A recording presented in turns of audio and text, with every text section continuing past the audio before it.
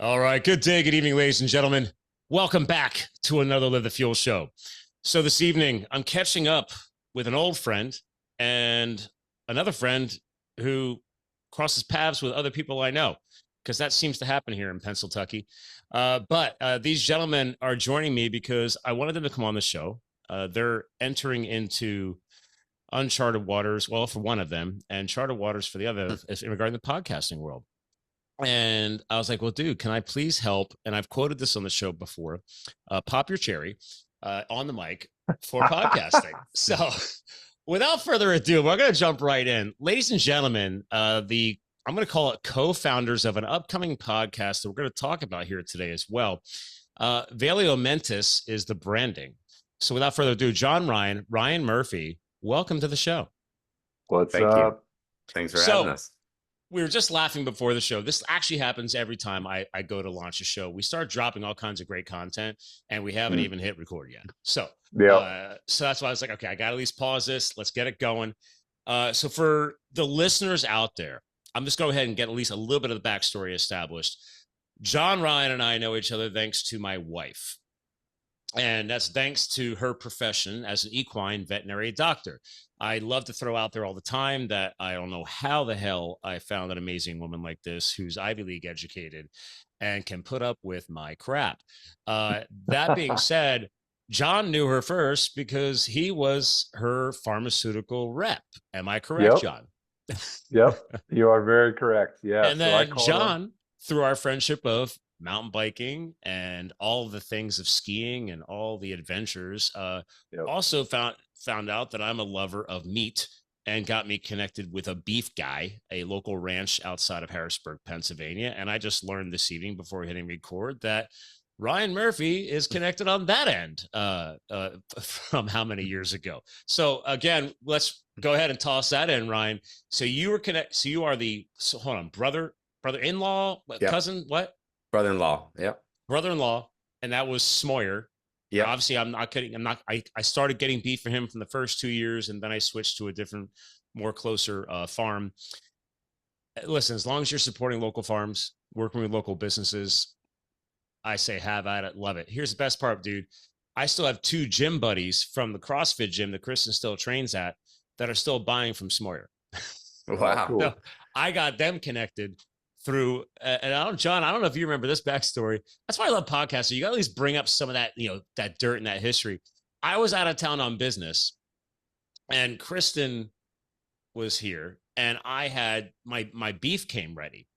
And if anybody understands trying to source a quarter of a steer, or in my case, a half of a steer, or nowadays I get a whole steer, I keep a half for me and hook up 2 other families with the other quarters. It's a whole lot of meat. And usually they're in cases, very large and heavy, and they're in a truck. And I needed, so I got my buddy to go out to Smoyer to get it. And then I was like, dude, I'm out of town and you got to get this stuff. They can't just hold it. Like Smoyer's, he does what he can. I think he's got 4 or 5 freezers there. I don't know if you, Brian, not many. Not many. And he goes, dude, I can't hold it. You got to get it. So Jim guy goes, shout out to Footy is his nickname. So he goes and gets it. And then I have to get them connected to Kristen. And no joke, dude, we're talking about like a parking lot deal under a street lamp, exchanging cases of meat in a parking lot. And she's like, you so owe me. You know how awkward this was? I was like, listen, how many times in this part of Pennsylvania are you going to expect a cop to pull over and ask you if those are cases of cocaine? I mean, it's just grass-fed beef. I feel like the value is at the same level. I don't know what street cred is. But it was just a great backstory. Now the cartels are going to start packing grass-fed beef on top of the cocaine. So yeah, I think I just gave him a new smuggling method. My buddy who also gets Smoyer beef, he vacuum seals cash and gives that to Dan. So he has his own little vacuum seals. What? He vacuum seals the cash and gives it to just for fun. Dan. Yeah, like a real Patron, like a real Patron. Yeah. Oh, I like that. That's kind of fun. I mean, so does he purposely go to the bank and get it in singles? Yeah. Yeah. And then I guess the security needs to be worked on, though, because his daughter left the fridge open. They lost a bunch of meat. So you've got to have plans. You got to have security for that meat. Yeah. Well, it's funny you mentioned that. so again, I mean, the tagline of this show is "We fuel your health, business, and lifestyle." So obviously, anybody who knows me in the online space or the podcast space, I highly support "Meat Heals" as a tagline because again, we're going back a millennia. This people want to promote whatever they want to promote, but mankind has grown and matured and become more successful over hundreds of years because of meat. So that being said, This I is will true. support the heck out of it and local farming and everything else. But that being said, as we're recording this is probably going to go out way later than now. We just got back from a Greece trip, and 3 weeks before that was Costa Rica. So before we did both these trips, I was like, dude, I don't have a way to protect my meat. Mm. And my friends are like, wait a minute, you're freaking out about your meat? I'm like, yeah, dude, this year's steer weighed in heavier than ever. So this is $5,000 steer. 2,500 is meat. I can't take a half every year. People are like, how do you eat a half a steer every year? I was like, with pride, pleasure, and enjoyment. I feel one it's a bite at a challenge. time. Yeah. One bite at a time. And our dog is very well cared for. So I went online. I'm like researching freezer alarms, and I have some very high end internet equipment here. So it's tapped into the router block, and then I have remote transponders inside the freezers. So, and then I have an app. So I have thresholds set. So if we get a temperature drop, I would get an alert. So then I contacted my retired neighbor down the mountain across the creek, Joe. He launched Cocktails on the Creek is his theme on his patio because it overlooks the creek that I don't have on my land. And he's like, hey, Scotch guy, which is what he calls me, not because my name is Scott. It's because when I met him, I brought over a bottle of Scotch and that's the theme. So he goes, dude, whatever you need, man, while you're out of the country, I got you. I was like, okay, you're on the emergency alert system for meat failure. I was like, here's the portable generator. There's the plug. Here's the circuit breaker panel in the basement. Anything fails, boom, boom, boom, rock and roll. He goes, I got you. Nice. Well, you need to set that up for your wife's vaccines. John and I could talk about that all day, but you can't let them get too cold. Why don't vet docs have emergency backup systems on that? So oh my gosh, yeah, it's crazy. I mean, a lot of places are too small, but at the very least, they should have some sort of temperature monitoring system. They don't really have an excuse now because it's pretty affordable. And the systems are so great. Like, yeah, they really need to step their game up. Let's pause on that moment right here. Let's establish a baseline before we continue getting even hotter on these mics. John, how long have you been in the large animal, equine, etc. space? So it's been almost 20 years. So 19 years, I believe. Wow. Yeah, I started in the industry in 2005. I've known Kristen that long, your wife. Yeah. Like, it's been a long time. It's crazy to think about how long it's been. Yeah. Yeah. And that was equine when you started, but now that you moved out west from Colorado to now Montana, you obviously influence other, you're in the cattle world too, right? Yeah. And I've always called on people that did multi-species, but even a lot of the clinics out here are multi-species. In fact, the vast majority of them are. And, but I still only sell the equine products in those clinics. So when I come into the clinic, we're talking about horse stuff. Yeah, I figured. I mean, that's always been your specialty. So, and then Ryan, just to establish your background, besides being connected to Smoyer and being a Pennsylvania guy and all that, what is your background rolling into Valeo Mentis? Well, for 43 years, my whole life, my father's been a veterinarian. He's 80, turning 80 this year. So, but I didn't take the John Ryan animal health route. I didn't even follow my father's footsteps. I wanted to be in finance. I was more of a B plus, social guy and salesman type. No judgment on B plus, bro. Yeah. And so that I went that route, went in the financial industry for about 15 years. But since then, for about 6 years, I've been in the industry, kind of full circle where I should have been the whole time, doing what John's doing, but very comfortable to talk to veterinarians, obviously, but also people in the horse industry, different backgrounds, different disciplines. It's an interesting industry, to say the least. Yes. I agree. I was literally because obviously I do a lot of sales and marketing. The big sector I influence is the HVAC sector. And I was in a meeting today and somehow, I don't know, we brought up Kristen and Kristen always tells me, like, don't talk about me on your podcast. Don't talk about me. Like when I put my book out, like, don't talk about me in your book. I'm like, well, I'm going to go ahead and do everything opposite of that. Yep. Good for she you. came up in a meeting because they're like, oh, wait a minute. So, oh, how far does your wife service? I was like, what do you, I mean, probably out to Kutztown. I'm like, oh, maybe we should call her. I'm like, well, she's equine. She's large animal. Oh, I was like, but she is a chiropractic doctor as well. And she does benefit dogs. Like, oh, so that brought the conversation back in. And then next thing you know, my meeting went from 30 minutes to an hour and a half. So, John, you've been in the sales space a while. Actually, the funny thing is my longer, more personal conversations in a business setting turn into big business deals down the road. Yeah, I would Right? agree with that. Yep, for sure. Because you're You building gotta a find common relationship. ground. Right. Right. Yep. So I completely agree. I ended up having to, which she doesn't know yet, give her as a reference for chiropractic care for their dogs and their neighbor's goat, which I know she does not like goats. But I was like, well, you're welcome to reach out to All Points Equine. Even if they can't or take you on, they can at least refer you to somebody who might be able to support you. Man, if I were a veterinarian, I'd love to be a goat vet. Those things are hard to kill. You'd look like a hero. Well, I don't know if you remember, John, I grew up on a farm. So my dad has been a cattle. Well, they were transporters. My dad's dad was a cattle broker.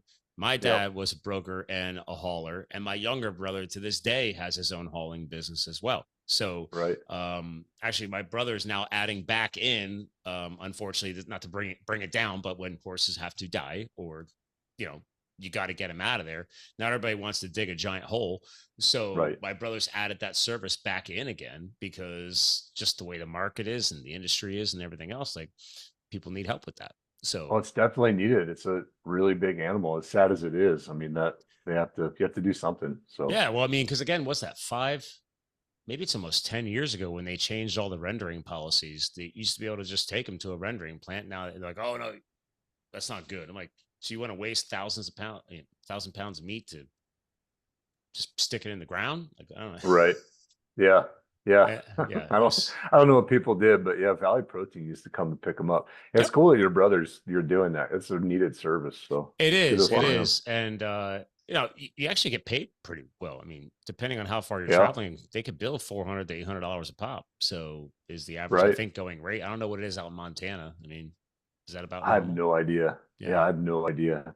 Yep. Well, it is hard to source cadaver legs for joint health wet labs. We do injection labs with our veterinarians training young vets, and no one wants to give them to you. No. So I have a source in PA. Gotta love PA. Gotta love PA for the Amish, all the farmers. Yeah. Gotta love it. But I have a source down there, and he's pretty laid back, very affordable, willing to help out. But a lot of them just, they don't want these animals to be used anywhere else commercially. Yeah, I for liability. Yeah. And I mean, I don't know. There's interesting governmental influence that sometimes oversteps because they don't know what they're talking about. But sometimes it is beneficial, but a lot of times it isn't beneficial.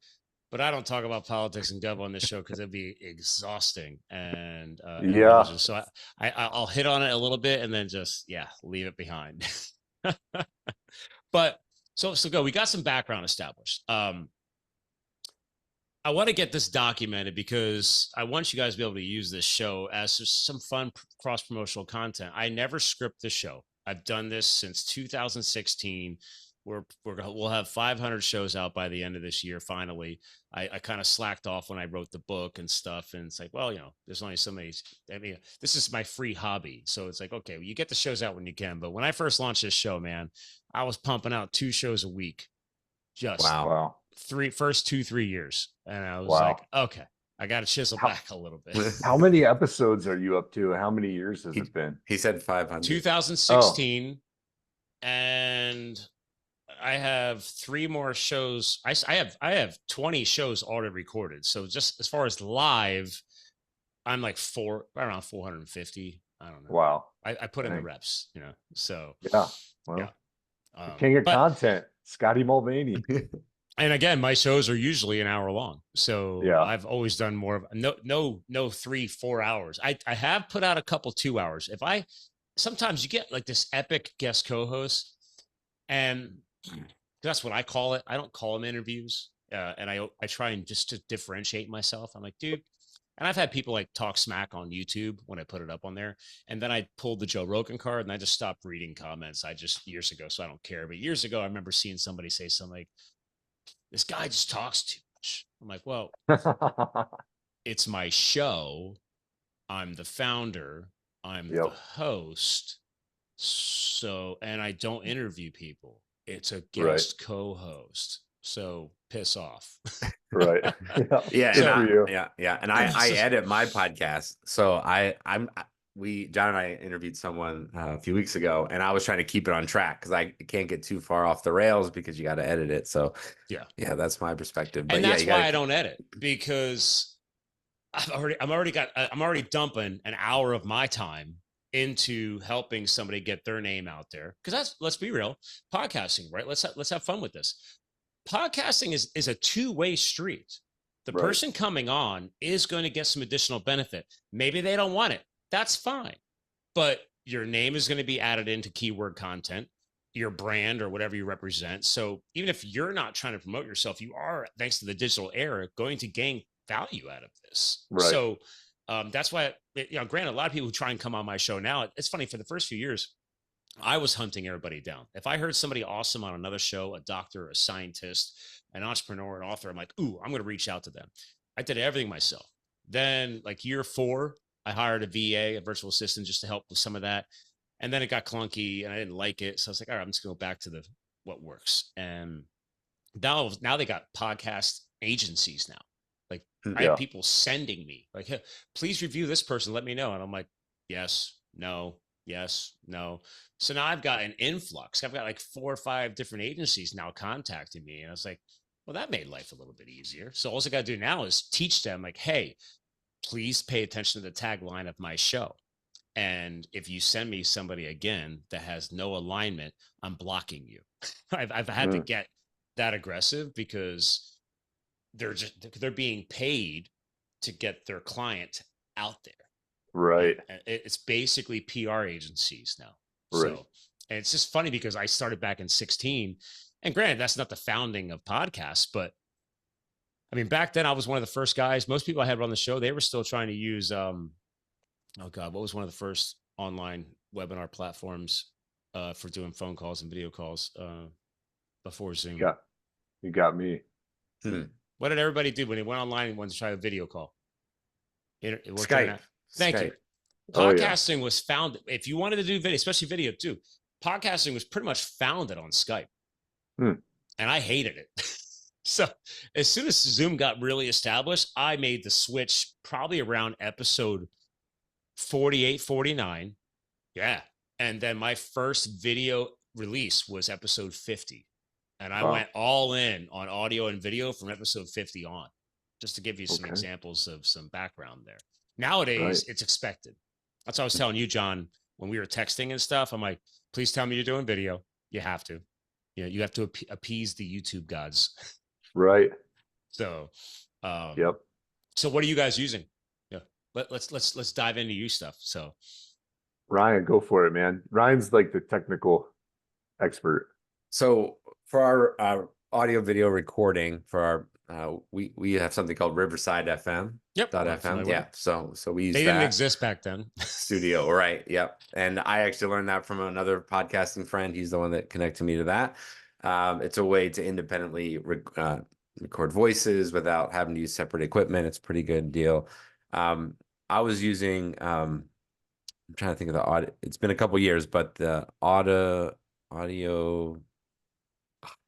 I know it's on the tip of my tongue too. Yep. I know what you're talking about. Yep. It's not audible, but it's something like that. Because I've gone to conferences. I've even spoken at a couple conferences for podcasting. Because I look for the most simplistic thing. Because isn't Riverside where you can't let the person disconnect? You have to wait for it to finish uploading. Right. So that's what Mike Rowe is using from Dirty Jobs. Because whenever I listen to his show, him and his buddy Chuck, they always, at the end of the show, because they don't edit it out, they're always like, oh, don't hang up. We have to finish for the file to upload. And I was like, you guys are famous. Mike Rowe makes how much money? And I was like, that sounds clunky. Now, so I'm not ripping on you. I'm like, I don't like that. So Yeah. I was like, I'll give you a horror story. I interviewed someone in South Africa. They're on a big plot of land out there, and it was supposed to be uploading afterwards, and it was going very slow. And she found out that someone came and stole something off of their antenna or whatever, so they didn't have internet. So it was like her phone data that was doing it. So yeah, it wow. can be a disaster in Yeah. third world type situations. Yeah, because Yeah. I mean, I've talked to people all over the world, and relatively, Zoom has been actually pretty easy. But I know that a lot of modern day podcasts aren't doing that. They're doing stuff like Riverside, other platforms, and I'm not against it, but it's like if it ain't broke, don't fix it. Right. So, Exactly. Yeah. I've had Zoom get a hiccup, and I don't have to worry about editing. Like, or somebody they have a problem on their end. I just hit pause. Like, because I could pause the video feed. Now I do have a soundboard here, so I use the Rodecaster Pro. Now, when I started my show, Rodecaster didn't even have a panel. So when I started my show, I was doing everything live too. I still have my different brand Zoom portable recorders, and which support. I have one that supports 4 mics. My new one, it supports 6 microphones. So now I've actually started doing some live stuff again. So that's why, like that's why I have bar stools here, and I have mic stands over here. So this year I just brought back live podcasts, and I've actually brought people here in studio. That's cool. Yeah. So I was like, oh, why not? Let's just keep having fun, changing it up. I've got local buddies. I'm like, get in here, man. Let's do a show like in my studio. Yeah, that's fun. I mean, it's really bedroom number 2. When we bought the house, it's just we don't have kids, so I'm like, I'm going to take the second largest room, make it my office, make it the the podcasting studio, and roll with it. So yeah, works. Yeah. Yeah. Now, so Ryan, extra bedroom. Yep. This is our guest bedroom. John, how about you? I'm at the kitchen bar. Nice. I'm going to be setting up a small studio in this spare bedroom. Cool. Next to where I am now, so I just got to put a desk in there and maybe So I get always some remind people. Guess where most people start their podcasts? in the garage. In their No. bedroom. No, Where? the closet. Oh. Nice. So the smaller room, less chance of echo, reverberation off the walls.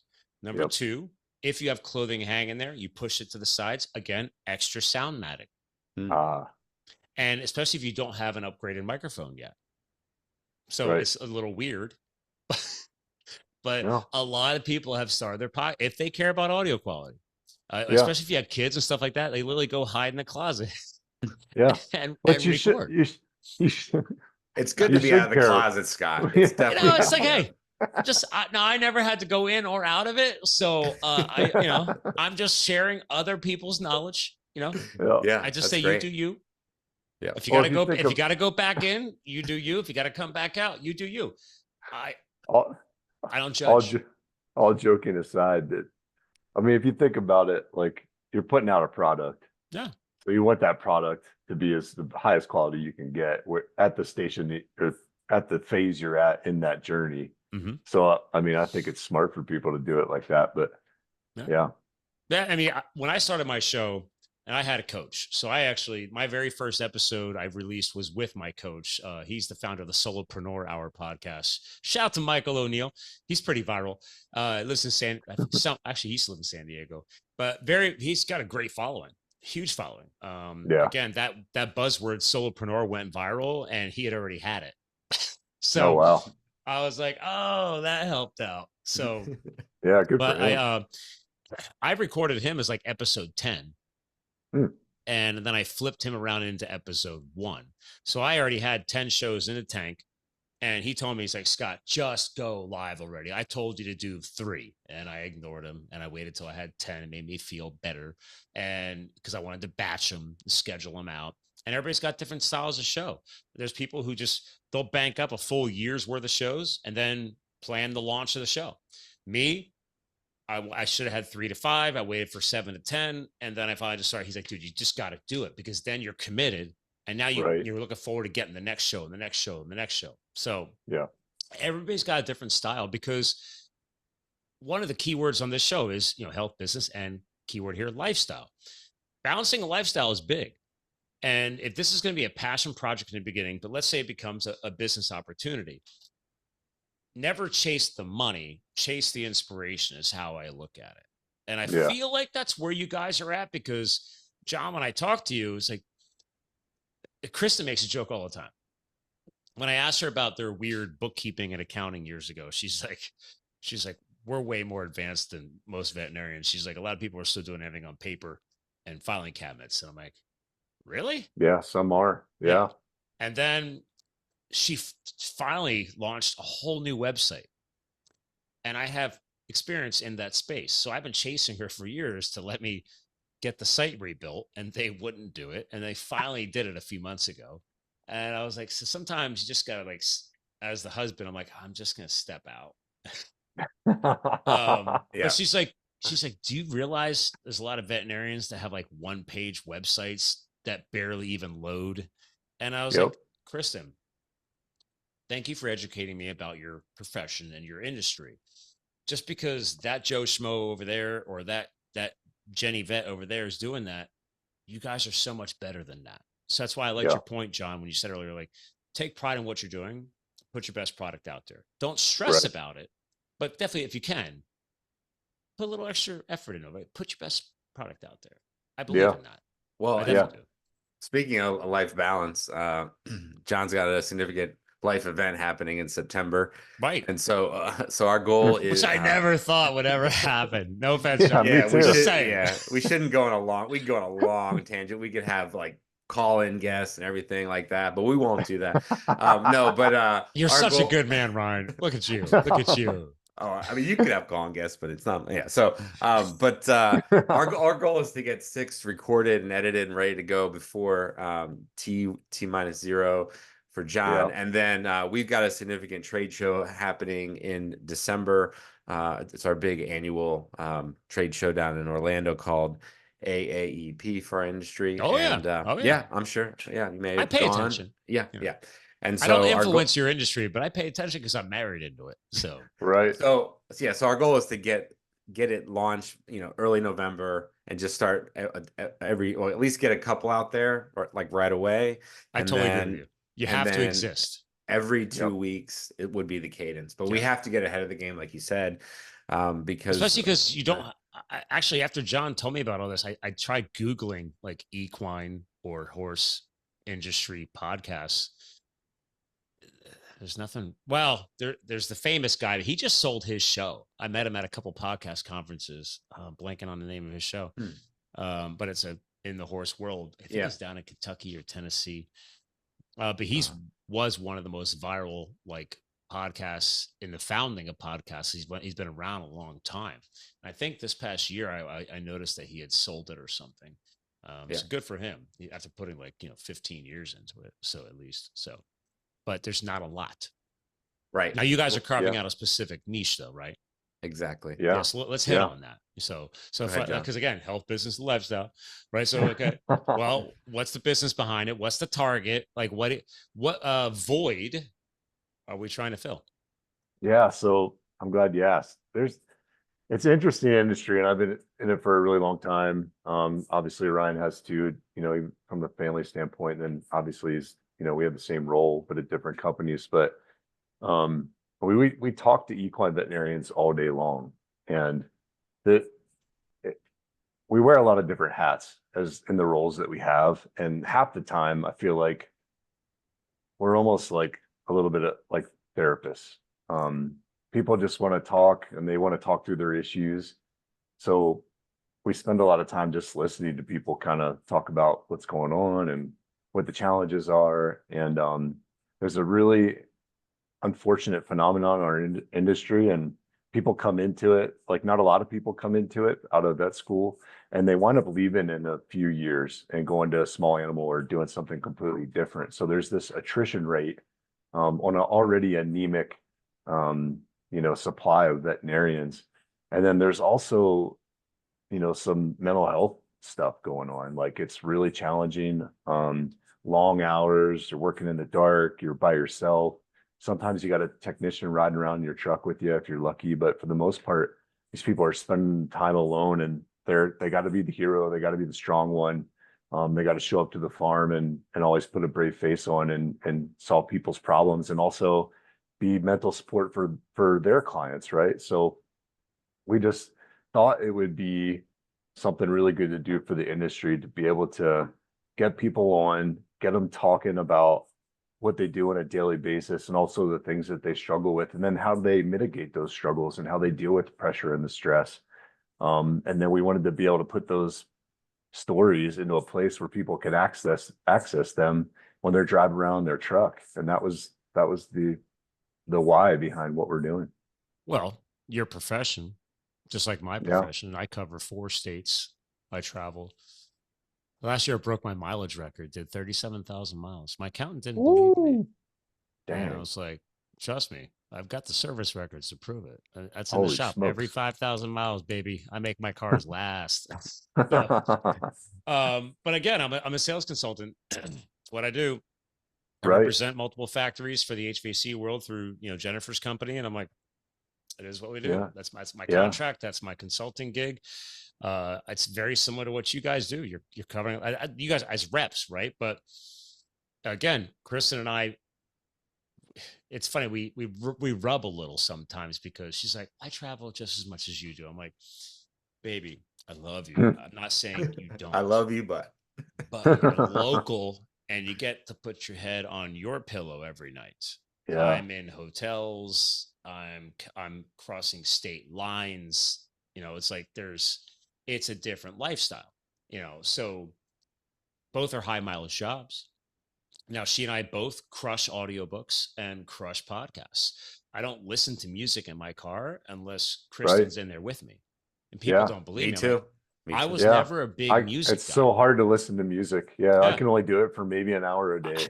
And this is before I even launched the podcast. Actually, I can thank the Wildland Firefighting years ago, because you're stuck in the back of a buggy with 7 other dudes. You're just trying to tune them out because you've been serving on fires or whatever. You're like, dude, I don't want to hear you anymore. You put the headphones in, and and if you're in a bad signal area, hopefully you downloaded an audiobook, or because that was when they really started taking off back in like 2010, and that's what got me into it and got me into podcasts. That was a long time. It was just to fill a void. Yeah. Now, fast forward all these years later, I love to call it, and feel free, you guys can use it on your show. I love it as a free way to access potentially epic content to grow your portfolio, or as I like to call it, your windshield university. Yeah. You're behind that windshield every single day. Don't tell me you can't bang out another entire degree in 1 year. And people are like, what do you mean? I'm like, well, if you target a specific content type, and thanks to platforms like YouTube is now called, nicknamed YouTube University. And then if you're driving a lot and you want to be safe, you could pay for the really cheap YouTube Red membership. So even if you queue the video up and you minimize it, it continues playing the audio. So that's a little hack. So in case that show or that content you like doesn't exist as a podcast. So there's so many ways to access this wealth of knowledge or entertainment. I agree. And if you're somebody who's spending all day in a car, no matter what you're doing, whether you're a veterinarian or a salesperson or what, and you're not using that time to better yourself, either personally or professionally, like you're missing a great opportunity. I agree. Yeah. Like, I liked your point. Like, for example, helping with attrition rate. One of Kristen's doctors she lost a few years back was because she all of a sudden went from large animal and said she didn't want to do it, and ended up going to work for Banfield, because Banfield, are they the ones that control the stuff in, like, what is it, Petco or one of those chains? Corporate. So she went corporate gig, thinking that, hey, that guaranteed $90K to start. Because again, equine doesn't make what small animal makes in every state. People like, oh man, you got a vet doctor wife. I was like, she's already taught me that she can make a hell of a lot more as a small animal vet. So yeah, it's true. Well, and it's true. Yeah, and I'm interested on how your wife handles this, because in the small animal world, you do not have your vet's phone number. There is a receptionist. Yeah. There is a phone line. There, that barrier exists. Yeah. And in the equine world, they tend to be, you can't send them off to an emergency clinic like a small animal where, hey, we're done at 6 o'clock. If you have an emergency, you send it somewhere. And so for these single vet practitioners who don't share call, that's a big problem. But I'm interested in how your wife sets those boundaries, because at 5 o'clock, okay, good. Because at 5 o'clock, I don't allow people to necessarily invade my space, but I'm not saving the world. You give me a problem, I'll research the crap out of it and find a resolution. I'll give you 3 different scenarios to pick from. So luckily, when we were dating, now my other clients, I've recommended a platform called Ring Central. They didn't like that because Ring Central is basically just establishing a main phone number. You can establish extensions to reach whoever you want. Because of the veterinary world, you need somebody that could answer the phone in the off hours and at least acquire data and then page the doctor. So they have, I forget the name of their platform they're using, but I did find a platform that did provide somebody that they would train on your business and train on the way the phones need to be answered and the right questions to ask before contacting the on-call doctor. So it adds a human element to it. So she did insist on that. I remember that. But then they still make that mistake where every so often they'll hand out their cell phone number. And then this happened like a month or so ago. Somebody was calling her phone and I was like, "You're not on call. Do not answer that." Right. So I have to, as the good husband, I'm not trying to tell her what to do, but my baby, you're off. You need to have a life. Yep. Sorry. For sure. You Very important. Your important. cell phone number. Right. Yeah. Right. So this is why we have these platforms and it's not a wall, it's a guideline, for that life balance, because I'm sure you guys saw this when COVID hit. Oh my God. Everybody's stuck at home. Everybody can now pay better attention to their animals. Right. So what does that mean? Everybody's veterinary business started doing pretty damn well. I mean, better yes, it did. Yeah. I noticed. Right. And then there's burnout. Burnout is already a known issue in the veterinary world. Then we add in something like COVID, and then we double down on the burnout.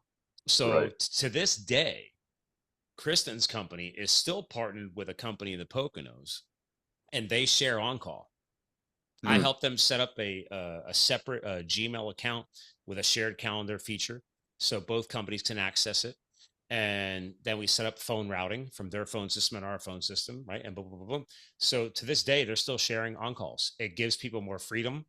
It gives them an extra buffer zone. So their doctors, I think they have 2 or 3. And then obviously Kristen now has 3, her co-founder, and the other new girl, Tara, actually. So it's Kristen, Tara. And they like, why stop? Everybody's loving it. So that's how they got through it.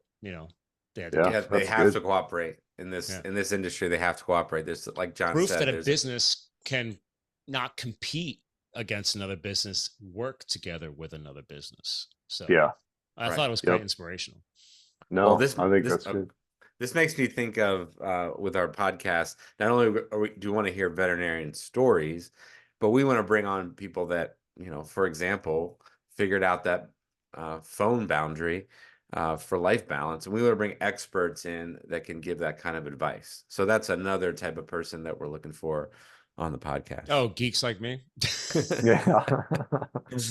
I call myself a geek all the time because I'm like, I love a challenge. I'll research the crap out of it. And then I got to figure it out, because nowadays there's no excuse. I mean, as we're recording this is 2024. I mean, the levels of, I'm not even going to bring in the AI components yet. I mean, this is just, we have platforms, we have technology. It's just professionals like Kristen, her co-founder, Tara, your customers that you guys deal with, they're just so inundated with patient care and just trying to run a business. If they're an owner, they don't have time for that, Right. And but they're not willing to hire a consultant either. Rule, yeah. But like, that's been the culture of the industry for as long as I've been in it, and way before. I mean, Ryan could probably talk about his dad being, pulled away in the middle of the night to see horses ad nauseum, and they had always had access to him, and his dad was practicing long before there was cell phones. I'm sure he had like the show. Yeah, one-man show. Yeah. Back in Bennington, Vermont, before cell phones, they had to call him at the bar after 5. That was the only way to reach my dad. They knew where he was. Those were better times. I mean, I mean, I only got one drink in me. We're fine. It's maybe I two, got this. maybe two, but we're still fine. It's all right. Yeah. Yeah, but it's really something that the new generation of veterinarians are taking a lot more seriously, and they're understanding that they really have to make boundaries, they have to stick to them. And it's the clients are already trained to behave this way, you know, like Mhm. they're just so used to being able to get a hold of their veterinarian anytime. And that's actually one of the big factors in them picking what veterinarian works on their horse is the accessibility that they're allowed to have. Yeah. And that's it's crazy. But I think the new generation is doing a great job of being really good about realizing that's really not sustainable, and they're coming up with new solutions. So that's Yeah, good. if only they can come out of vet school and not expect 100+ K to start. Because like when Kristen started, I think she said she's like, I made like 40, 50 grand. And Yeah, she's I like, I know. had $280,000 in school debt. And Yeah. I'm trying to hire doctors that you can't even find coming out of school Nope. because the talent pool is minimal. And they want over 100 to start. And she's like, I don't pay myself that. Like, I no. just wonder if Well, over time, like because there's such a shortage of equine vets now, like I'm thinking that, you know, if you subscribe to classic economics, supply and demand, eventually they're going to be able to be in that kind of income because You have nobody to. wants to do it. I mean, it's I going mean, to have they to go there. finally, I think they finally increased their rates last year or year before a little bit more. Yeah. Because I told I'm her, it was like, yeah. it's inflation's inflation. If everything's costing you more, you're not trying to beat up your customer. You still have an operational expense. I Right. mean, if you don't want to It, listen to me, go talk to your accountant. Like, if you adjusted minimum wage to inflation, and I'm not doing this talking politically, it would be no, $23 an hour, yeah, not Wow. 7. And yeah, it hasn't been increased since 2009. yeah. And I think veterinarians have the wrong mindset. They should be charging more. And so I think that's the discrepancy is, you know, in reality with the cost of veterinary school and them coming out of school and the low supply, it should add up to making more money. But Oh, I if I Right. think had my veteran way, I would consult and say, one, besides your higher rates, two, why are you not charging for every darn phone call?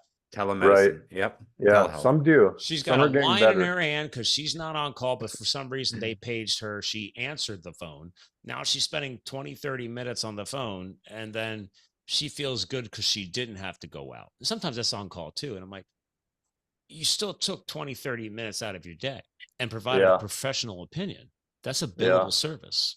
This reminds me of a conversation I had years and years ago at a veterinarian in central Pennsylvania.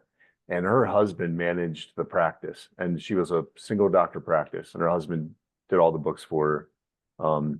And he did a lot actually. But I remember one time I was meeting with him, we were sitting down to lunch, and he said, he's like, this business is crazy. He's like, I crunched the numbers on how many hours my wife works. And he's like, she would be better off if he like, oh, you know, she took the profitability of the practice basically, and then, you know, divided by the number of hours she works. And he said that she would be paid better if she went and worked at like a UPS distribution center. Yeah. Yeah. Yeah. And that blew my mind. And on top of that, they're getting kicked and batted Well, around and and look at all the Right. corporate It's a buyouts dangerous job. nowadays. Oh yeah. Yeah. Besides that, yeah, she has been kicked in a long time, and about a month or two ago, she got kicked bad. I wow. mean, Oh, she was in pain for a couple of weeks, dang. so I felt really, really bad. Um, Yeah. But if like you're talking about, you just mentioned corporations, that's a big thing that's happening in this world. They're buying up oh, practices. she's even thinking about it. Every so often, like when she gets stressed out, she's like, "I'm just gonna go do what that practice just did in New Jersey." Because John, you know Kelsey and Brian. Yeah. Kelsey's friend was a vet off owner, and then they sold to some corporate, but she still works for them. But now she's got like guaranteed salary and all this stuff. I was like, Right. but Kristen, every day you tell Sue at the office, don't book me between this time because that's my gym time. Blah blah blah. I was like, you're an owner and you control your schedule. So those little things of, oh, I'm going to take the dog to the park today to go walk it during this time window. I'll be at the gym every day at lunch. Don't book me during these times, right? Your co-founder, Tara, all the stuff with her children and all the stuff they got to deal with. I was like, Right. there's a lot of flexibility you have. So don't think corporate life, because that's where I came from, is better. I don't miss it. So Yeah. Gotta being pay them bills, man. Gotta pay them bills. now, Very granted, tough. being an entrepreneur and trying to manage contracts, that's not easier either, right? I hustle, but Right. I have a lot of freedom with my hustle, so I like it. Yeah. Well, and I Yes. think that veterinarians need to maybe take away the emotion out of it and listen to someone that a consultant like you that might come in and say, hey, this is what you're actually worth. You should have been slowly increasing rather than a big increase right now. Oh, That's man. gonna, yeah. So They'll never listen to this episode, so I'm going to go ahead and say it. They actually did hire a consultant last year Yeah. against my wishes, because Yeah. my wishes carry no weight. And Kristen didn't want it either, but Tara wanted it. And I was every once in a while like, hey, how's that consultation going? And Kristen's like, well, in our last meeting, they said this, this, and this. I was like, I could have told you that when I was 25. Like, this is not, I was like, what? I was like, so this was some consultant that was recommended in some veterinary world, helping all these veterinarians and how to grow their business and grow their sales. And Yeah. it's literally everything that I've said multiple times, drunken in my sleep. And I was like, you're paying this person $20,000 or whatever it was for that. So Yeah. there's also that risk of, you're an owner, you're trying to do something different. Now you're willing to give something a shot and you go for it, and they're just spewing generic BS at you. Yeah. Well, And I don't that's think that's I an don't, unfortunate risk too. So well, in their defense, I don't think that the formula is that difficult. It's just I really think their people really push back on them. And Yeah. I think that, like, obviously you have those clients that probably can't pay that same rate, and you feel bad. And you feel bad, but you know what? It's time to go. I know, but veterinarians are so empathetic. I mean, know. they're the last people on earth that make house calls. So, like, it's such a personal industry. So I understand how it's tough. We But could do an episode so everybody hates me. We'll do an episode on your show called Fire That Customer. Because that was one of the earliest things that I started preaching to Kristen when she would come home at our old house when we were dating. And John, you might have still been living here. I can't remember, but I would hear these complaints, and then I would just casually be like, oh, so what kind of customer are they? Well, they pay late, they call way too much, blah, blah, blah. And I'm like, okay, so they're a time suck. They're a poor pay. Right. How's their care of the animals? Oh, and they suck as a horse owner. And I was like, I'm going to go ahead and say fire them. And she's like, what? And I was like, you do know as a business owner that you don't have to take that customer on. Right. And if they're a time suck and a poor pay, simple equation. Right. I get rid of you. You're taking up 3 times the amount of time as a good paying customer could. Now it frees me up to bring in 3 new customers, and maybe one of those 3 is crap. So fine. Now I gain 2 better customers. I do the equation again. I've now backfilled you and probably tripled my money, if not quadrupled my money. Right. Fire that customer. You gotta separate the empathy from the business. We'll have a game show. We'll call it Fire That Customer. Because am I wrong? We've all heard these stories. No, you're not wrong. Ryan, go ahead. Does there have to be not a bill of rights, but expectations that they sign when they become your customer? I think they should. That you point to, and you can put them on notice when they break. I had that for my clients. I literally say, if you want me to coach you, you have to, 1, be ready for profanity, 2, be ready for the tough hurt, because I just don't have time for it. I've reached a point in my life where I'm like, dude, one thing people love about, I hope they like about me, is I don't bullshit you. I keep it real. I keep it straight. You either like it or you don't. Right. But at least you know I'm not lying to you. Yeah. So that's my style. But not everybody likes that. And I'm like, that's cool. That means we're not meant to work together. I have a wealth of connections thanks to my career. I could pass you off to somebody. Happy to help you. I'm not trying to get rid of you. I want to make sure you can handle it. So so you got to want the tough love. And that would be the best way to do it. And for years and years, I'm always trying to help people with profitability. And I always pose the hypothetical. I'm like, all right, so you're telling me you can't hire an associate because you can't pay him enough. You don't have enough time. You're seeing, too many customers. You're running yourself into the ground. And in my opinion, I'm like, let's let economics take care of this problem and raise your prices 20%. You're either gonna, you know, make a ton of more money for as hard as you're working, or you're gonna shed enough people that you have more time to spend on those quality clients, and your profitability is gonna go up. It's Game gonna changer, go up, John. even You though just you're dropped, that's a losing. big bomb. That's basically what I'm Right. saying. And that is true probably for any industry, especially any service industry. And I actually had one veterinarian in Idaho who did that after we had that conversation. And he took me out to breakfast and he bought breakfast for me. And he said, I just wanted to thank you because he's like, I did what you said. I didn't do it as extreme as you suggested, but I started making that move. I'm doing incrementally over time. And he's like, I am making more money. I'm working less hours. And the customers that I do have that I've kept are so much happier with me. So Yeah, I it's think a lot of it it's is just people are afraid. They're afraid of change. absolutely. It'd be really scary to think that you could just Yeah, overnight, and if you you're did afraid of that, your lose reputation. 40% of your Yeah. clientele. Yeah. But I Yeah. thought about it, like there's a lot of consultants. I've gone to some masterminds, and I don't call myself a coach, even though I've been in so many coaching roles, sports wise and otherwise in my life. But I've gone to these events and they're like, well, charge what you're worth, pause, and then double it, or charge what you're worth and triple it, right? Like you don't realize until you try. Right. Like, don't be afraid of change because what Right. if? And that's the other thing. To your point, like, well, maybe I only want to take on one new client a month or one new client a quarter. Or maybe I Right. just want somebody on retainer the rest of the year. Well, fine. That retainer might be $20,000, might be $100,000, whatever, right? Think about what is your perfect equation? What's your perfect world? And then work the math backwards. Right. Yeah. Like, Or do at the you very need least, 200 clients or do you need 50? right. Or at the very least, figure out what your effective hourly billing rate is, and then make sure you're paying yourself more than, say, a plumber would make, right? Yeah. Yeah. Yeah.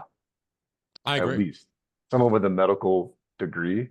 I mean, you ought to at least expect that for And, yourself. and I think that's something that's always been big, whether it be this industry, we're obviously focusing on equine and horse veterinary and large animal, or there's a lot of industries guilty of this. Like that service, HVAC, same thing, right? It's like you don't know what your time is worth. Right. That's scary Yep. because that's how you burn out. That's how you Yep. start hating what you do. That's how Agreed. you just break one day. Yeah. Because I remember back when I first met Kristen, and I was a dual major for psychology and marketing. And I remember learning about some of the top suicidal rate careers. Mhm. Dentist is up there. Yep. Dentist. Veterinarians is up there. Yep. It sure is. And I realized if I was going to get serious with somebody in that profession, I need to take that seriously. Right. And even if she says I'm an asshole, it's out of love. Yeah. Because Yeah. I do care. I do Yeah. want to make sure that she's happy no matter what. Right. So Yeah, man. And that's and what a good husband does, and you're business minded, but you hit it on the head. I mean, that's another reason why Ryan and I are so passionate about this project, because we just want these people to not feel like they're alone. no. Like there are people out there that are struggling that hard that they might be close to something really tragic like that. We really want people to just not feel Well, like and look what they're suffering by themselves. look at the bombs we just hit on, right? It's like, what if somebody heard that on your show? What if they were near the point of breaking? Right. Hopefully not health or mental. Maybe it was business. And like, Yeah. boom, light bulb goes off. And they're like, oh my God. What if, I don't need another doctor. I don't need another Right. vet tech. Right. I haven't changed my rates in 5-10 years. Right. What if that's the one thing they had to do? Then when they raise the rates, as they're reading over the numbers, they realize, wait a minute, maybe I'm offering too many services. I don't really like doing that. Let me just stop doing that. Yeah. Just Like repro or phase it out, right? It's like, yeah. maybe there's 5 core services I should be focused on, not 15, Right. right? Become a master of these core elements that make you happy, that you Agreed. enjoy doing. Yep. This applies to any industry, right? Yep. Right. Yeah. And I'm sure you guys hear this stuff all the time. Yep. No, you nailed it. And that's Ryan's over there we- smiling. So he's just like, yeah, right. yeah. Yeah. And really, I mean, we want to have real conversations on our show, and we're going to bring up things that we feel like are going to help people the most when they hear it. but I mean, we've recorded only one episode at this point, and by the time you release this, we'll have a bunch more. But like, Yeah, that's why we're doing this pregame for fun. yeah, So, yeah. but they're super fun. We have a great time, and then we really get to understand what people are struggling with, and if we can help, like let's say we have 500 listeners, you know, like we're not hoping for the world. I mean, there's only probably 3,000 or 4,000 equine veterinarians that are actually AEP members, so we're not going to have a huge following. But man, if we can help 1 or 2 people per episode, that'll make it completely worth it. Well, and keep in mind, once you put this out there, yeah, it's not just that world. If that's who Right. you're marketing to, fine. But it's free digital content in the online space. So people Yeah. will be able to stumble across you. Like yeah, I was funny because I never look at my stats. So I was like, I had a show go long. That's why I didn't let you in right away, Ryan. And but I don't know. Before I hopped on that show, I was recording a show earlier. I was on somebody else's show, and they like, oh, what's your stats? I was like, I have no idea. I'm gonna go look at it. And all of a sudden, like I saw like a 500 episode or 500 download spike yesterday. I'm like, so now I want to go see what happened. I'm like, oh, what the hell happened yesterday? And it was a show that I released. Well, originally I released 4 years ago, and then I re-released it because it was so good as a second release to bring it back up into current release, because it was with Dr. Jack Cruz, an expert on mitochondrial health, you know, the cellular power plants. And he's the one that taught me all about red light therapy and all this stuff. So I just geeked out. And that guy is still the most downloaded episode in this show's history. Like all of a sudden, I won't see anybody downloading it for a while, and then boom, all of a sudden, the keyword world or whatever pops up, and his whole episodes are ripping off again. So yeah, evergreen content. And even if you stop podcasting, I'll tell people, leave the show up. Why would you take that down? right. In the years I've done this, I've had 2 people only in the past year reach out to me and ask me to take their show down. I'm like, why do you want the show to go down? Well, it's not on brand anymore. Who cares? Well, I'm worried about it affecting my next position or next one. Who cares? Do you think someone's going to judge you because of a podcast you did? I mean, unless you did a really inappropriate podcast. I mean, but it's evergreen content. Yeah, I mean, if you listen to Rogan, I've listened to people he's had on the show, and they might be an expert in some field, and or like a, I don't know, comedian or something. Maybe that's a bad example, but they sometimes never even really talk about what's going on, you know, but you still get a lot out of hearing those guys have a conversation and their perspective on things. Yeah. Yeah. I mean, so again, it's always relevant. I could have brought you guys on today and just dove right into equine expertise and what you guys see in your profession and everything else. I'm like, no, right. I want people to get in the beginning, you know, we'll have a little fun. Let's talk about beef, you know, whatever. It's like, have to at least set the stage and understand how people are overlapping and connecting. And that's what I have fun with. I like peeling the layers back and just getting to know the person before. That's why I tell people all the time, like, that's why I like guest co-hosts. I don't want to interview them. I want to get to know them, because I hopefully one day I get to meet him in person, or I see him at a conference, or we run into each other. You never know. Or they reach out to me again, like, dude, I've had people tell me, dude, I had so much fun on your show. It was so much different than other shows. I'm like, that makes me feel good. I was like, okay, well, let's bring it back on in a year or two, especially if you're like somebody's putting out a book or something like that. I'm like, yeah, dude, let's get you back on. I want to make sure we can promote the book. You know, it's stuff like that. You know, I'm a big believer in like repeat, like having people come back, but I mean, it's crazy. Even in a long format, you still don't kind of touch everything. And some of our guests are going to be really interesting, have a lot to say, and we're probably not going to get to all of it just because we want that conversation to flow. And that's where for your show, maybe it makes sense to compartmentalize it and say, dude, I know you're an expert in all these domains, but since we got, let's say it's a 30-minute or an hour format. Okay. Right. We're going to go open-ended, but if we could just focus on these 2 or 3 domains, if that makes you feel good, because we want you to have an open door policy and have you come back so we can dig deeper, you know, into other areas. So yeah, I agree. Well, that's a really good idea. Yeah, Scott, I'd love to pick your brain on monetization, because one of my favorite YouTube channels, it's political, but it's got left and right. It's a really good show called Breaking Points on YouTube. But they used to be corporate. They used to work for another company, and now they're completely, it's their own business, and they take subscribers and for early content for different things, but they're like, however much you can give So they monthly. have a paywall in place, stuff like that. Yep. And so you get bonus content, things like that. They're also putting it out there for free, but those people get it a little bit later.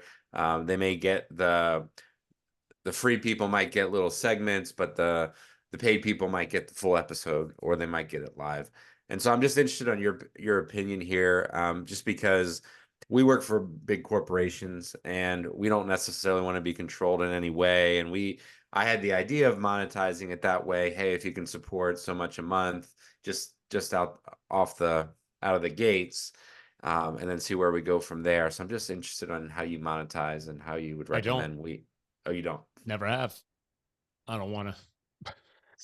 That's I've said it on the show. I was like, guys, I don't want anybody ever to think that this show is about making money. And that's just my personal position, because I make plenty of money doing what I do, not on this show.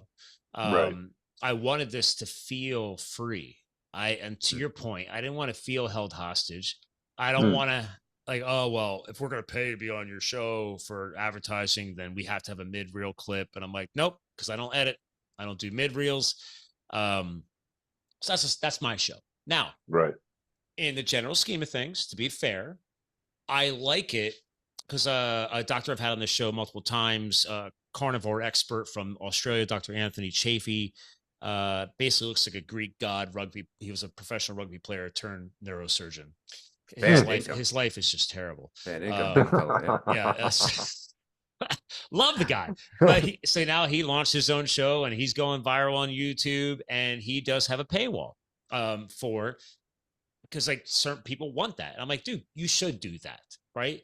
You're taking time out of already busy neurosurgeon schedule to just push out tons of content. And he doesn't have a book or anything. And he was just in the States speaking, might have been in Texas, and he was just in Switzerland. So now like he's gotten pretty viral. So for guys like that, I'm not against the paywall for the loyal, obsessive followers, right? Because here's the deal. And this is where you're playing the psychology of it. I want more of you, doc or host, right? So, but hey, host, I have to understand that in order to generate new and more content, that's more time out of your life. So now if you and John, Ryan, think that, hey, I don't mind generating a little more work, but let's put that stuff over here, right? Let's have our general content, but to show our what hopefully becomes loyal fans that we're willing to put a little more work out there. If they want it, fine, prove it to us. We're going to put this over here. If you're a loyal super fan or hopefully becoming a super fan, that's for those super fans. Because that takes extra time out of our day. We're already doing however many shows you're going to be releasing, right? So I think that's a fair thing to not necessarily ask, but put out there. But one thing I've learned in sales and marketing, though, too, is make sure the audience wants that or needs that. I'm not sure I feel good about doing that for your launch, but that's just how my gut feels. I think that you should get the show going, right? Start getting some feedback, maybe throw some surveys out or something. I don't know how you're going to capture your audience. I don't know how if you're doing, an email list. I think all brands, all businesses everywhere, all podcasts should have an email list. Because when the social media platforms are being jerks, you still have your captive audience. You have 100% control over your website and your email list. So I always teach people, whatever you're doing in YouTube, Instagram, Facebook, LinkedIn, whatever, always drive everybody back to your headquarters, which is your website. And obviously have a way to get them, your loyal fans, onto your email list. And it's not so you can spam them. It's just like, hey, we have some questions. We've had the show up for about 1 or 2 quarters. We're seeing some good downloads. We've had people ask for extra content. We're considering putting a paywall in place and having that hidden over there. Are you guys interested? Please answer the survey, right? So that's put it out there, because don't do all that extra work and make your guys self stressed out. We just got to talk about with the veterinary world, right? It's like, okay, why put all that extra work out there if nobody wants it? Yep. And it is a great way to monetize a platform in a ethical way, right? Right. So get it going and then start making those asks when we have that created. Because guess what? When people have a whole bunch of ads, what am I doing? Fast forward. Right. Joe Rogan, Right. you have an I epic just- show, but like, dude, I have to fast forward your show so much. Yeah, I It know. drives me I- And nuts.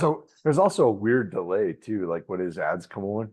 There's like this weird. That's his guy editing. Yeah, it's Yeah. Well, Like- okay, I just thought of our email capture. So they go to valeomentis.com. That hasn't been created yet as of this this I know, I tested recording, it. but you go there, 5 seconds, pop-up comes up. Top 10 reasons John Ryan had to leave Pennsylvania. Boom. That's fun.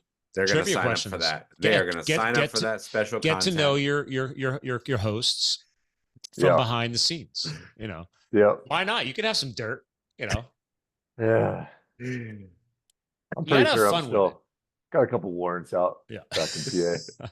So But that's again, as a sales pro, and you guys get this. I hope you guys like. How do I do it in a clean, not dirty, and not annoying way? Hey Right. guys, if I would ever consider doing it, that's what I would do. That's what I would Right. personally do. I would do it yeah. because that's time out of my day, and that's why I never did it. And people are like, Yeah. oh, well, I got people. I just had a couple guys on. I forgot that I still have an affiliations tab on my website, and that's not because I'm trying to make money off of it. It's just stuff that I've used. So Right. they gave me the option of putting an affiliation in place, so I did it. I might just take that down because it doesn't generate significant income. I just said, hey, I haven't looked at this in a while. Yep, I still buy that olive oil. That is the scheduling software I use. That's the email list software I use. That's the video embed links I use. So actually, yeah, everything on here I still use. So Yeah. I'll leave it up. But, Yeah, I but think we- since then I've had people say, oh, well, you aired our show. Can we set you up an affiliate? And I'm like, I mean, sure. Yeah.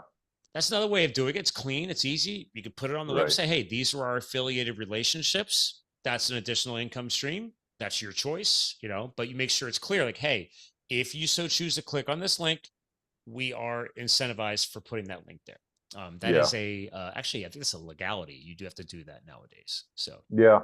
I think the other thing we need to do is we need to be sensitive about how we go about trying to recapture, because obviously we have some investment in this, Ryan and I, Sure. not just our time, but the equipment and everything else. I don't even know how much I've invested in this show over the years. Right. Yeah. So I'm we'd sure, obviously I just love don't to, bring it up around Kristen. So.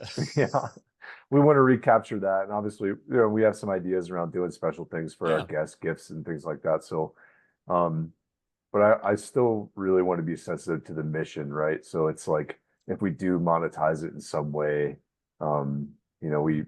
we want to do that in a way that fits what we're really all about. And that's, really helping people, cope with their everyday life too. And you know what? I should stand corrected. I have accidentally monetized this show. I forgot that I gained 3 clients from it. So I didn't. Bum, bum, bum. So, but it's like, okay, that makes me feel good because Yeah. I didn't ask. There was no ask. They just, Right. I had the founders on my show. I went on their show and then Yeah. they're like, oh, you understand this stuff. And then next thing you know, I helped them, crowdfund a movie. And then they gave me their social media marketing for a couple of years for their vitamin company and their coffee company. And it was Yeah. fun while it lasted. And there's some great extra cash. So, but that was because Great. they heard me on the microphone. They knew that I Right. knew what I was talking about. I gave them a ton of free ideas to improve whatever projects they were working on. And then they came back to me later and say, dude, everything was so great. Can we just hire you? I was like, oh, okay. So Yeah. Organic. Yeah. organic. I love That's the way it organic. should happen. Yeah. So, Yeah. so that's just some ideas for you. So I know. I just Thank can't you. stand a mid-reel. I can't stand mid-reel ads. It's Yeah. like, especially if it's like, if you're in a great spot in the show and then all of a sudden they just chop it in there. I'm like, well, what are you doing? Come on. For 60 million, would you do it? Maybe. I mean, Joe Rogan, come on. I mean, I use Athletic Greens. I'm Alpha Brain. Oh my God. I've used his Alpha Brain. Yeah. But yeah, I mean, if Spotify wants to buy my show for 30 million, have at it, bro. I mean, Right. yeah. Okay. I got to do some ads. All right. Yeah. But again, don't feel guilty about being paid what you're worth. So Right. in Joe's situation, besides him being a comedian and the MMA speaker, his show became his business. So Yeah. why not get paid for the hard work you're putting in? He's sitting there on a microphone for 3-4 hours. I'm like, Right. get paid for that. Yeah. And we certainly ought to practice what we preach too, right? Yeah. Because So- most podcasts, like mine, technically are a hobby. I Mhm. don't generate recurring income off my show because I choose not to. Right. Have I gained clients from it and made money? Yes. So technically it's been monetized accidentally. Yeah. Which works. But you have longevity because you're sticking to your boundaries and your mission. Yeah. And that's why I was like, I just never really think about it. I'm like, I just like rocking the mics. And I even got rid of my intro. I had professional voiceover intro and outro. And then I kept paying an outsourcer to do the editing. I'm just too busy. I'm like, here, you edit the files, send it back to me when the intro and outro has been added on. And because I just didn't want to do it. So Right. I think I was paying like $5 a show. Oh, Nice. whatever. Nothing. Yeah. And then I was like, okay, my show's been around for how many years now? And I went back and I would listen to my shows, and and I'm friends with her. She's a voiceover professional that I know from California, and I love her, but I was like, I don't want to hear her anymore. So I just stopped doing it. So now I just Right. roll the show in like this. Just when I did your guys' intro, that's Yeah. the start of the show. And a lot of professional shows are doing that nowadays. They're keeping it simple.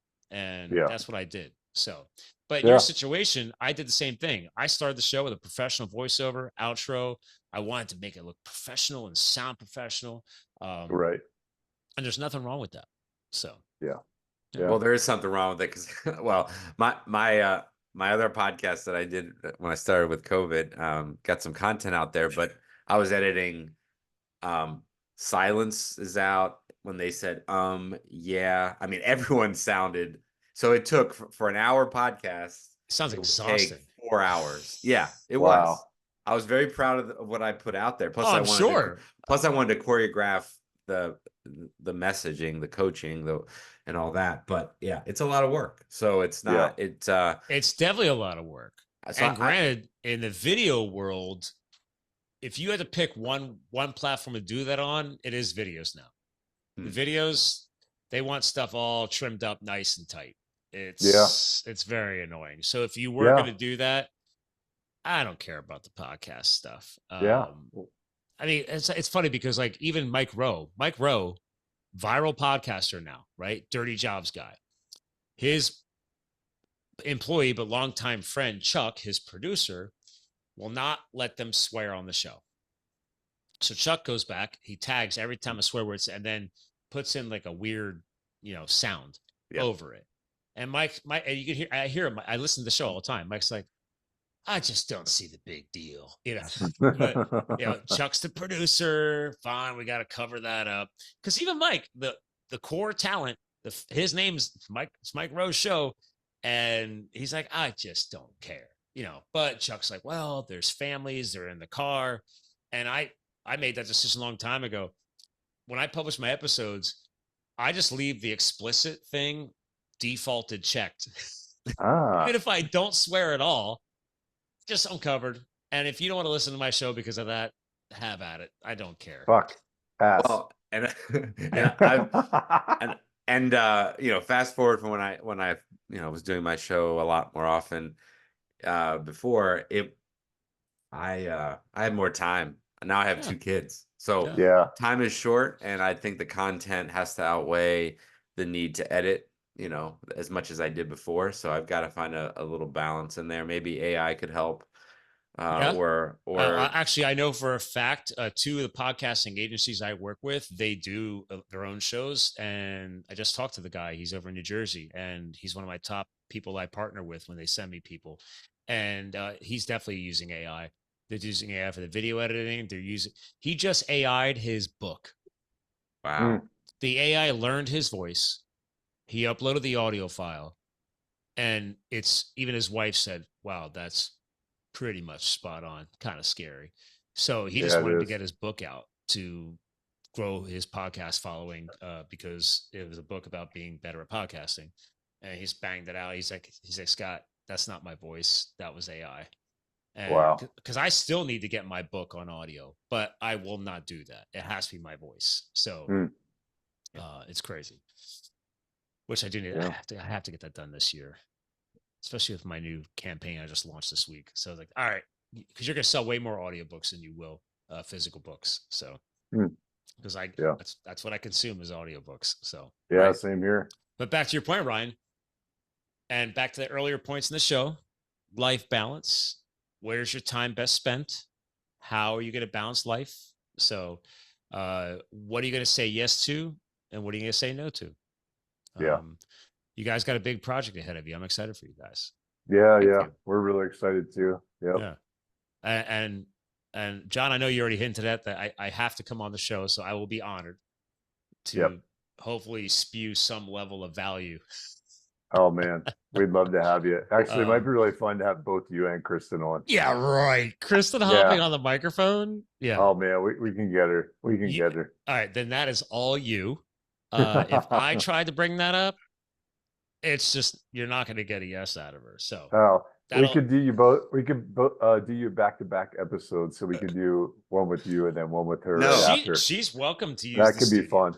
Yeah, you could just have you both together and it'd be explicit squared. I mean, she would just be rolling her eyes half the time, probably. And yeah, we're gonna need the visuals for sure. Yeah. How did that make you feel, Scott? I don't care. That's the best part. She knows it. I'm like, let's go. I like it when people rip on me. I like, yo, if you can't build a thick skin in life, you're never going to be successful. So true. A little ball busting never hurt anybody. That's true.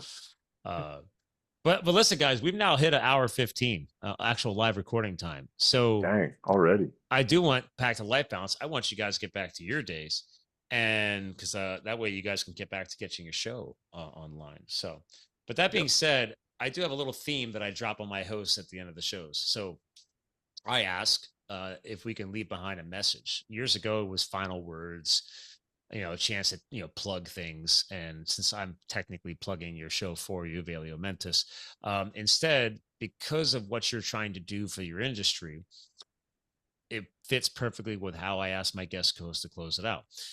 Instead of final words, I past year and a half, 2 years, I've rebranded it as what is almost like a legacy message that you'd like to leave behind for the audience. So if they forget everything else we talked about today, but maybe it's a mission statement behind what you're doing or why you're choosing to do this, or maybe it's just in general, like I'm launching my own show. I was just on Scott's show. I don't know. What's that footprint you're trying to impact? What's that little, niche in our crazy world that you're trying to more positively influence or leave behind? And you want to go first, you can choose to go first. So, well, I think listening to people's stories is quite impactful, especially when you can relate to those stories, even people outside of the industry. And like John said before, community. So not feeling alone, that's a big thing in the industry. And so I think that's where I want them to end up. And I want them to hopefully build a community through our podcast. Yeah. Yeah, well said. And that's exactly what I was actually thinking. So you beat me to the punch, but I'll just keep on along that note. And it's, in fact, I even think I might want to make this part of our branding, but the fact that you don't have to be alone in this, you might be struggling. We want you to know you're not alone. And Valeo means to thrive. So it means mental health, but it means someone who's thriving in mental health. Yeah. Oh, is that the full translation? Like Valeo is thrive and Mentis is mental, or? Yeah. Okay. Yeah. I don't know Latin, but I was trying to figure out the Valeo, and I was going to wait for you guys to define it. So I like. Yeah. So it's a root word for like valor. So strength. Yeah. Mentis is mind. Yeah. Very nice. A strong mindset. Well, yeah, that's kind of funny you bring that up, because over the years I thought about rebranding my show a little bit, because so many times over the years, and you guys hit on it too. Yeah, I don't need to bring on a psychiatrist or a psychologist or a high performance mental coach, which is easy to hit on this, but yeah, I hit on health, business, and lifestyle. But so much we end up hitting on mindset. Mhm. I'm a big supporter of a positive mindset. It's very easy to get beat up day in and day out and allow that mindset to fade. But you have to get back. You have to get it back. You got to keep it strong. And Ryan, I liked your keyword of community. That's, you have the right idea. If you're going to put this free time of your lives into a show like this, there's got to be a bigger message or a bigger purpose out there. And that's what I figured I was going to hear that from you guys today. And I love that you're hitting on community. Yeah. John, what I heard from you, I translated that to a supportive community. Yes. You're really trying to create a two-way street. I'm excited for you guys because I think that you guys can create a wealth of viral followers that will want to reach out to you and build that community piece of it. So, and that is technically another way to monetize a show without monetizing a show. I know a lot of people who have created offline communities that are actually online but private to create more of that cohesion and supportive system. And can I be tacky and tell you what I think the meaning of life is? Please do. These are final notes of the show, man. It's one word. It's significance. Significance to, it could be to, to the people that you love, or just significance in affecting change in the world. So I think if you boil life down, the purpose is significance. Yeah. I respect that. Well said. Yeah. John, I think he went up to you, man. I mean, totally. Good choice for a co-founder. That was a good one. Way to drop the bomb, guys. All right, hang tight. Right. I'll give you proper goodbye off the air. Ladies and gentlemen, Ryan and John heating up the mics today. ValeoMentis.com. Make sure you check out the new show. If you know anybody who lives near you with a horse farm, large animal farm, the veterinary world, share it and let them know that there's a new community out there for them to listen to. Give them some entertainment during the day. And what I hear is find a supportive community to better connect with others. So again, ladies and gentlemen, we're here to fuel your health, your business, and your lifestyle. Ryan and John helped us do that today. Thanks for tuning in. And remember, you too can live the fuel. And we'll talk to you guys again soon. Boom.